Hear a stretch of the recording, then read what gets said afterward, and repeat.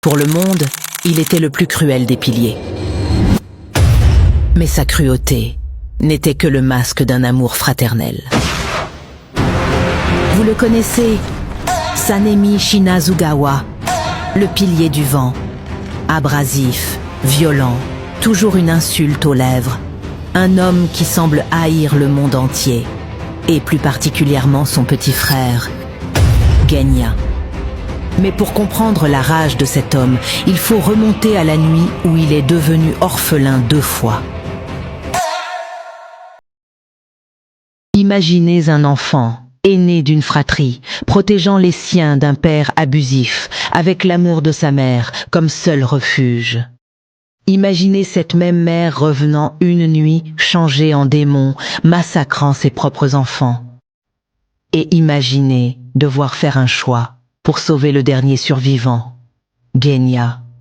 Sanemi a dû tuer sa propre mère de ses mains. Et la seule chose qu'il reçut en retour fut un cri de son petit frère, terrifié, qui le traita de meurtrier. C'est ce jour-là que Sanemi a compris. Ce monde de pourfendeurs est trop cruel pour un garçon aussi doux que Genya. Alors, il a forgé une armure de haine. Il a décidé de devenir le monstre que son frère voyait en lui. Chaque insulte, chaque rejet était une tentative désespérée de le forcer à abandonner cette vie maudite. Il a préféré être détesté par la seule famille qui lui restait, plutôt que de la voir mourir à ses côtés. Son seul repère fut la gentillesse de son maître, Kagaya.